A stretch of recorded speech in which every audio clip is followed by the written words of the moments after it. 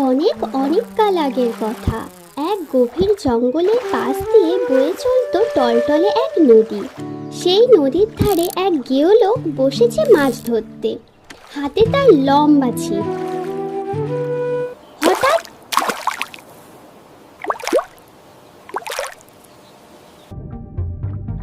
ছিপে টান পড়ল।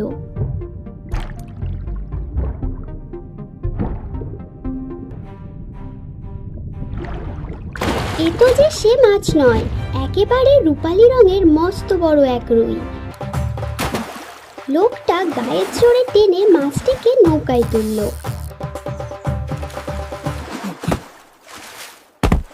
মাছের লাফালাফি দেখে তো তার আহ্লাদ ধরেই না। অন্যদিকে গায়ের এক ছোট্ট কুঠিরে তার বউ রমা আপন মনে কাজ করছে। ফুটে থাকা রঙিন ফুল গাছে সে ঘটি করে জল দিচ্ছে।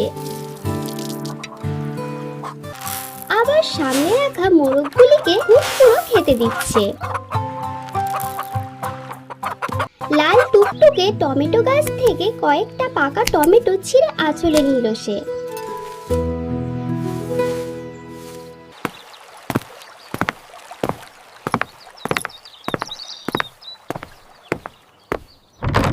এরপর রান্নাঘরে বটি দিয়ে পেঁয়াজ আর টমেটো কুচি করে ফেললো।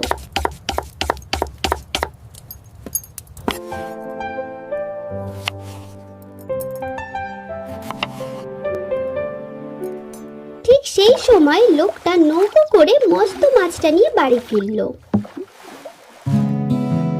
গিন্নিকে ডেকে বলল, ওগো দেখবে এসো, আজ কি শিকার এনেছি।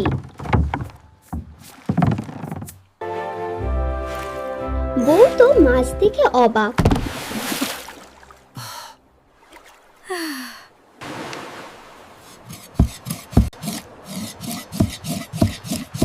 এবার হরিপদ মহা আনন্দে মাছ কাটতে শুরু করলো।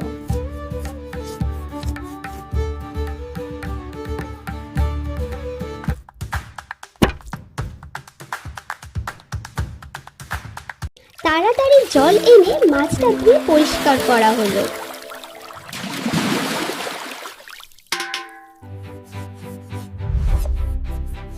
এবার মাছের গায়ে নুন, হলুদ আর মশলা মাখার পালা।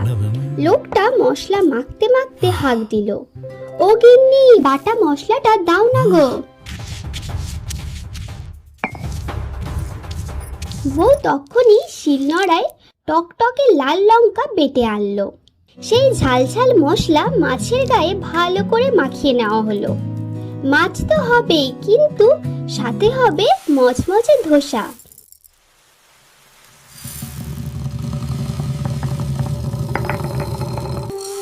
রমা এবার চাল ডালের মিশ্রণ নিয়ে হামানদিস্তায় পিষতে শুরু করলো। কি সুন্দর তার শব্দ!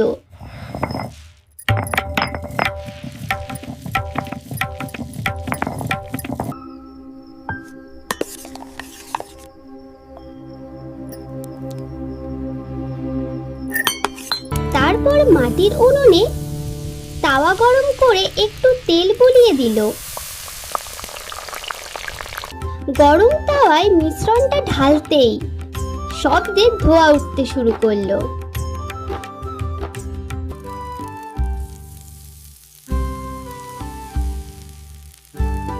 একে একে গোল গোল সোনালী ধোসা তৈরি হয়ে গেল।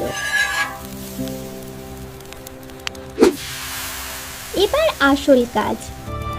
উনুনে কড়াই চড়িয়ে মশলা কষিয়ে মাছটা রান্না শুরু করা হলো।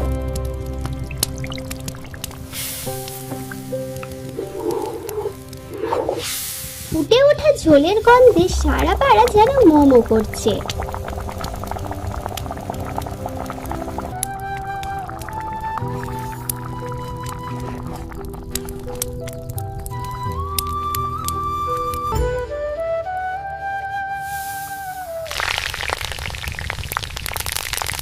রান্না শেষ হতে না হতেই বউ তার বরকে ডাকলো, ওগো শুনছো, তাড়াতাড়ি এসো, গরম গরম খাবার বেড়েছি। Thank you, it looks wonderful. সারাদিনের খাটুনির পর দুজনে মিলে বসে তৃপ্তি করে সেই মাছ আর ধোসা খেলো।